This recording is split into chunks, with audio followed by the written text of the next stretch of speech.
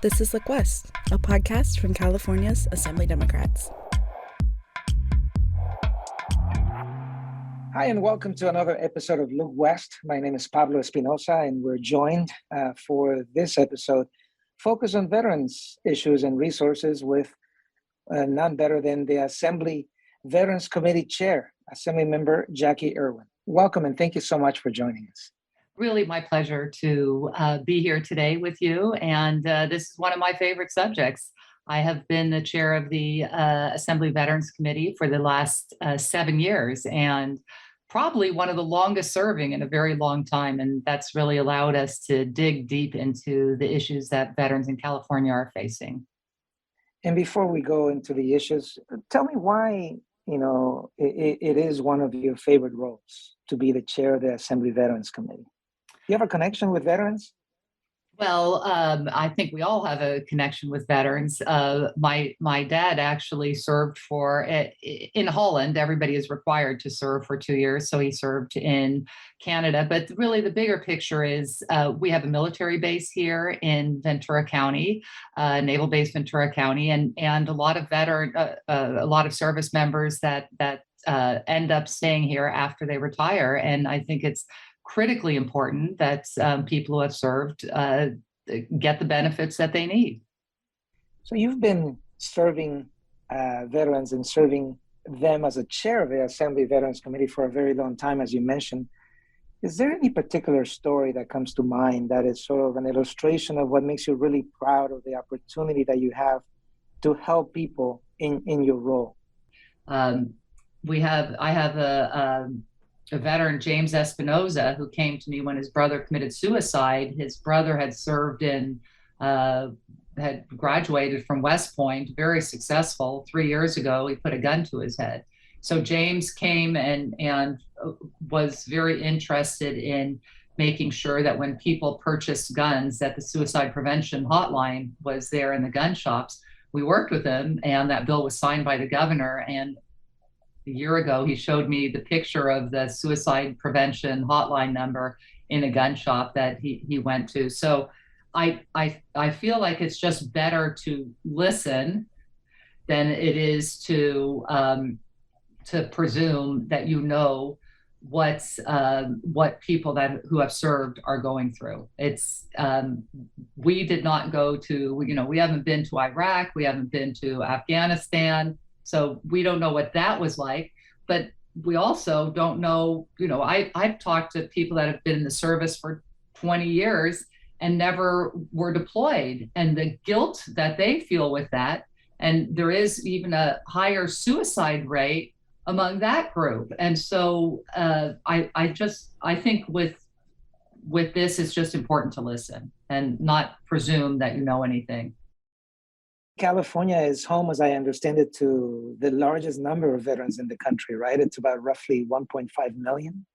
We do have a very large number of veterans that are in California. And, I think one of the things that's most important, especially for veterans that are returning and staying here in California, is to make sure that they get the education that they need. And we've spent a lot of time on how do you make sure that they get the most for their benefits, that they are getting the type of training they need to assimilate back into the workforce.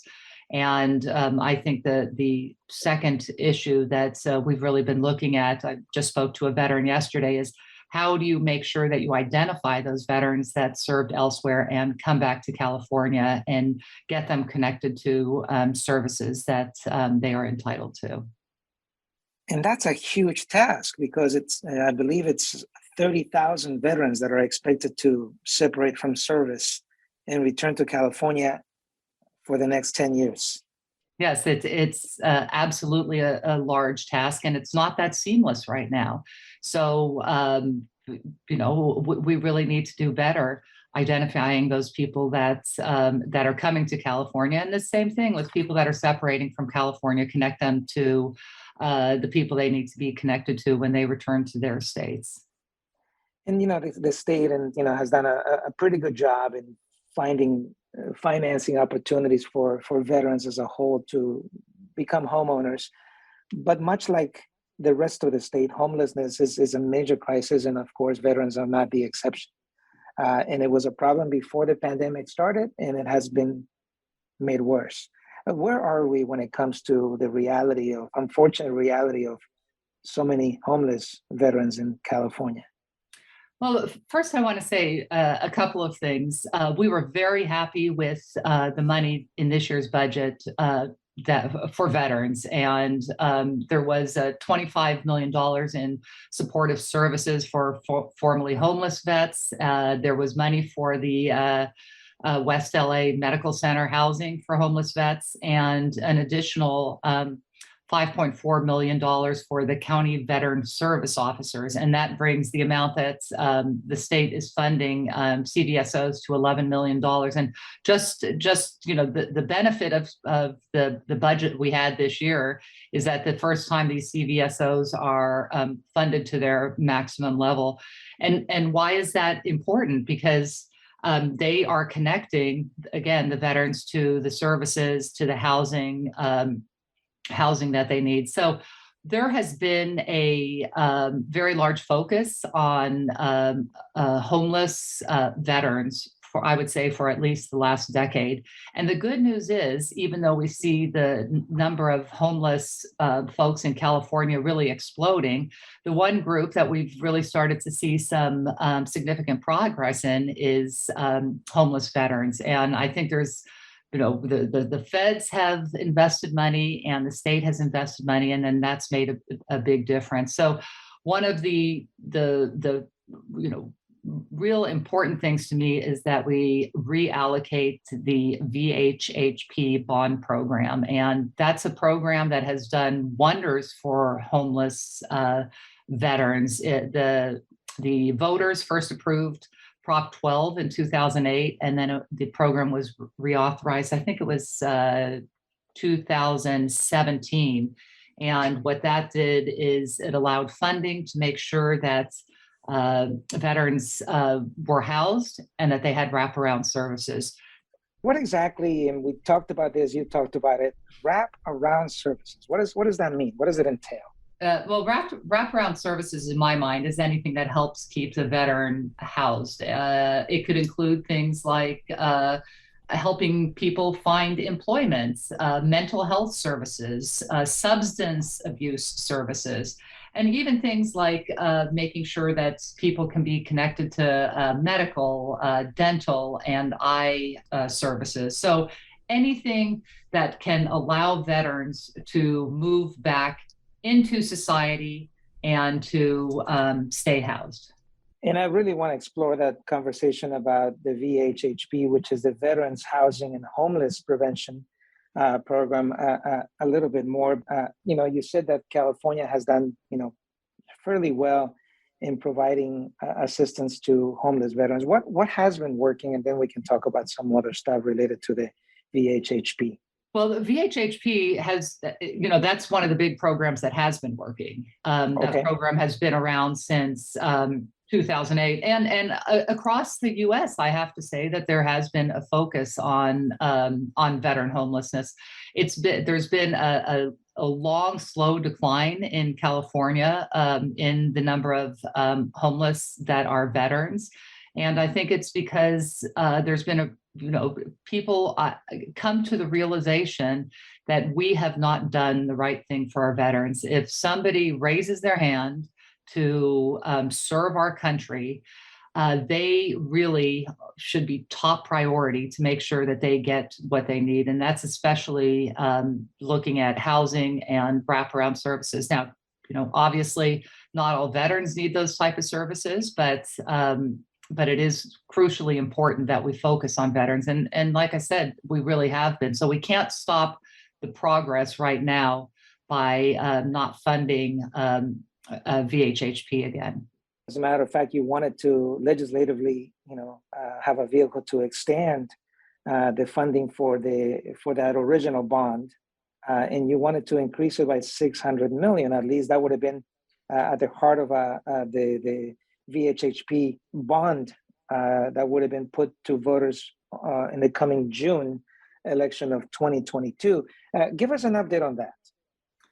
Well, right now it is the bond is being held in appropriation. So, I think there's a perception that because there is some money in the fund that it doesn't have to be reauthorized yet, and that's really problematic because there is a long runway that's required to develop these projects. So, this is something that we really want to put on next year's ballot, and there is some idea that it might be included as part of a larger homeless bond. But veterans are unique, and it is. I think it's better to look at them separately. There is not only the VHHP money that can help build housing, but there is also additional federal money that comes with veterans that help support them long term. When I'm talking about wraparound services that they need, so it's a unique group to focus on. And if we look at how we serve them, it could be a model of how we deal with the larger homeless problem that's facing California. How much more time do we have? How long can we go with whatever is left over from that original bond? We will run out if we don't get it on the ballot by next year, unless you have a general fund allocation. When you have such a surplus of funds, there is certainly the possibility that you put money directly into this program. But it's a few years at best, and that's why it really needs to be done in next year's general election. Based on your experience and your long tenure as chair, what are some of the things that perhaps are little hidden secrets? I don't know if that's a good way of describing them, that perhaps do a great deal of good, and sometimes people don't apply for them. Is there such a thing? Yeah, this goes back to the CVSOs. When you look at the amount of money that they bring into local communities, you think, one person at a time, it's not that much. But when the state funded, gave additional funding to these CVSOs, they brought back an additional $500 million in federal funding. And so, there's obviously a lot of veterans that are not applying for the benefits that they are entitled to. And so I think it's important, and we saw that a few years ago, to make sure that when there is a few years ago, there was a big backlog of claims at the federal VA, and the California legislature provided the funding, and it wiped out that backlog. So it is really important that veterans realize that those type of benefits are available to them. So thank you again for listening to Look West, a podcast by the Assembly Democrats. We've been having a conversation with Assemblymember Jacqui, the chair of the Assembly Veterans Committee. Focus a lot of it on housing and the homelessness issue in particular, dealing with veterans. And now we're lucky enough to be joined by Keith Boylan, Deputy Director for CalVet, representing the Governor Newsom's administration, and of course, Steve Peck, President and CEO of U.S. Vets, one of the largest veterans organizations around the country. Thank you both for making the time. Great, thank you for having us. Pleasure. So both of you guys are veterans. Keith, you served in the U.S. Army for a few years with several deployments to Iraq, and Steve, you served in Vietnam, and you have been working on homeless veteran issues since 1991. So let's start with you, Steve. Tell us a little bit about your past as a member of the armed forces and what you do now. So I went to into the Marine Corps actually the day I graduated from Northwestern in 1968. I'd been drafted, decided to join the Platoon Leaders Class program, so I'd go in as an officer, and a little more than a year later, I was in Vietnam and spent a little under a year there.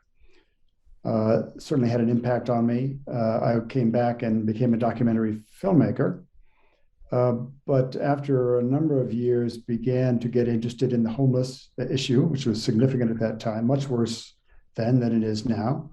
We've had a real positive impact, and became an advocate did a couple of films about homeless veterans, about the combat experience. And in 1993, I decided to switch careers and started as a social worker at the West LA VA, doing outreach for street outreach for homeless veterans. So that really educated me on the needs of the veterans, their hopes, their dreams, and really has informed everything that I've done since. And Keith, tell us a little bit about your military service. Sure. I joined the Army, and I unfortunately wasn't drafted for some reason. I decided to go on my own. Still, second guessing that decision. But no, I served in the military some time ago. Like you said, went to Iraq, got out of the military, started going to school, and then went back to Iraq a few more times as a civilian, working with some non-governmental organizations around the sanctions in Iraq and various things related to depleted uranium exposures and Gulf War illnesses and a variety of other issues that were plaguing Gulf War veterans at the time. And then at the time, I met a gentleman named Michael Blecker, who is a longtime friend of Steve's, and I've been fortunate to know Steve just as long, pretty much, at a sister agency in Swords to Plowshares in San Francisco. At that point, I started doing advocacy specifically around Gulf War illness, but then obviously got well versed at that point about the struggles of some prior eras. And then just really entrenched myself in all things veteran and veteran services related. I worked in the legal department at Swords to Plowshares. And then fortunately, when Governor Brown came on, I was fortunate enough to be appointed to the position I'm in now. And then subsequently appointed by Governor Newsom to continue the effort. So yeah, really have been involved in the veteran space for quite some time. And let's jump right into it. So California is home to 1.8 million veterans, and that number increases every year. Or in the next 10 years by about 30,000 of folks that are coming back home. And much like the rest of the community, homelessness is a problem. Steve, what's the reality on the ground? I mean, Los Angeles is home to 1 out of 10 homeless veterans. That's pretty huge. Yeah, we've, over the last really 28 years that I've been in this business, we've reduced the number actually from 24,000 when I first started in the 90s. So we've got that down to 4,000, but it's a stubborn 4,000. We've been at about that level for several years now. So it's obvious to me that we have to do something different. Obviously, there's a need for more permanent supportive housing, and California really stepped up with the VHHP program, Veterans Housing and Homeless Prevention Program, designating $600 million for the construction of veteran housing, and we built or started thousands of units with that funding. There's more mental health needed, more mental health counseling needed. There's more employment assistance needed. So we've done an awful lot, but I think we have to rededicate ourselves and really reevaluate the funding that needs to be spent in order to reduce this number even further. And Keith, what is working? And as Steve says, much more needs to be done. Would you agree with that premise? And what is working? What else are we working on to make it even better? Yeah, I mean, historically, veterans have unfortunately always been overrepresented within the homeless population. And in California, that's really exacerbated. I mean, as Steve pointed out, it's not just Los Angeles, it's the state as a whole. 10% of the veterans in the country live in California, but about 30% of the homeless veterans are represented in California, nationwide are represented in California, a little higher than that, actually. There's a lot of factors for that, many factors. Some cost of living throughout the state, as we all know, that could be a tough nut to crack for everyone, including veterans. So fortunately, as Steve said, the administration has stepped up significantly. Years back, we were approved to do the Veteran Housing and Homeless Prevention Program, which was under Prop 41, which was basically taking $600 million out of our farm and home loan program of bond money and repurposing it for the purchase of homes or farms, and repurposing it for the development of really a housing continuum, focused primarily on permanent supportive housing, but also there is some emergent, some transitional, and some affordable housing efforts represented in that. And that's going gangbusters. We've put out 5 NOFAs so far and granted about 75 different programs that are in some level either breaking ground, in construction, or have already opened. Ideally, when that's all done, that's going to lead to about 5,000 units of permanent supportive housing for veterans in the state. We're round 6 NOFA. We're just getting ready to announce the recipients of that. We'll have about 125 million going out this round, so that's been really significant. Additionally, in Steve's backyard there, the administration really jumped in and is supporting the West LA development that Steve and his team head up down there, and that the development of that campus for the purpose of building a veterans community there. Both you, Keith, and Steve have talked about the VHHP. You know, as you will mention, it's the Veterans Housing and Homeless Prevention, and started a while back initiative, and former Speaker Perez had a hand in it as well. But now the idea is that Assembly member was telling us that the funding is running out. So we have about 2 to 3 years, and she used the term that is there's a long runway, as experts know, to get things in place, to get implemented, to get the money from A to Z and to the hands of the people that need it, right? Would you guys agree with the premise that, the money is kind of drying up and that there's more money needed, Steve? Oh, absolutely. There's more money needed. So we're beginning to address that. And I know Assemblywoman Irwin introduced a bill that to help us create another bond, another $600 million bond. And we're going to need it. Yeah, you're right. In a couple of years, this money will be used up, and we still have about 15,000 homeless veterans in the state of California. And well, Keith, go ahead.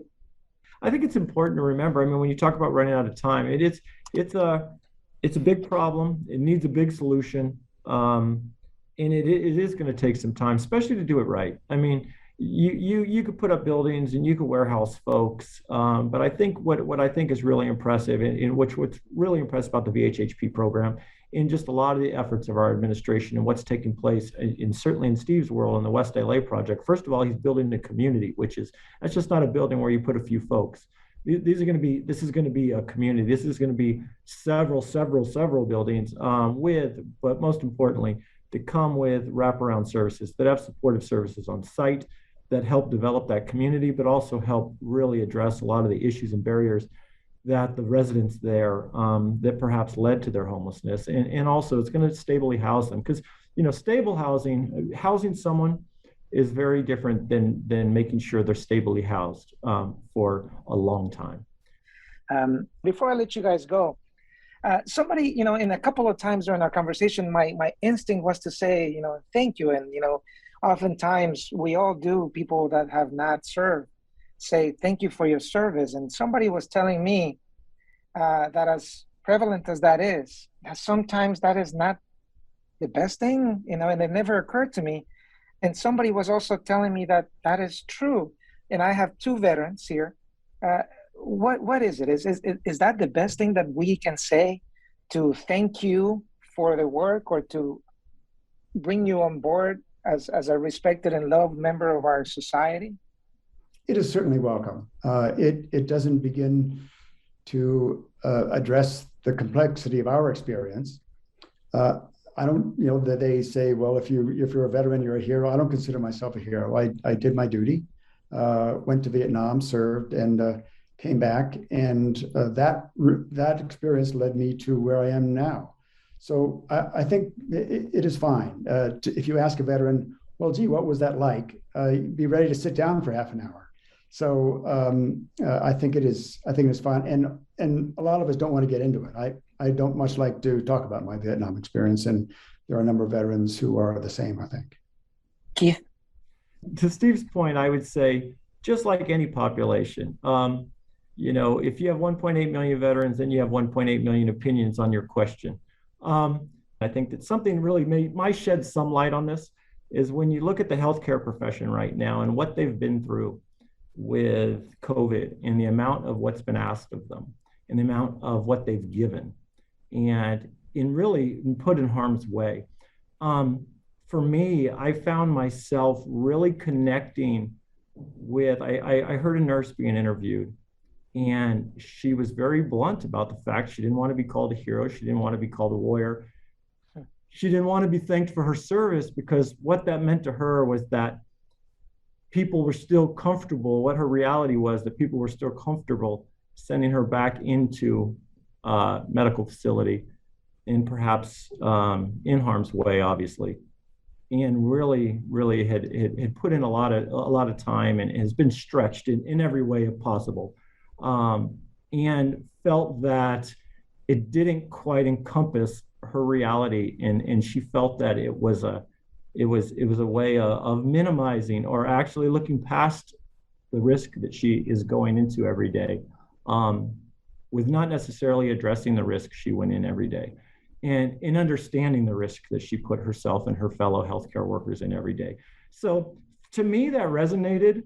So, because I think it sheds some more light, because to be honest, this has been a weird thing for veterans, because they've been the only ones in this situation, but there's plenty of folks in our communities doing all sorts of jobs that have a shared experience that you could say is analogous to what veterans experience. And, people do what they do, and, and they all have different feelings about what they did and how that affected them. So it's a really, there's a PhD out there for somebody who wants to go down that rabbit hole.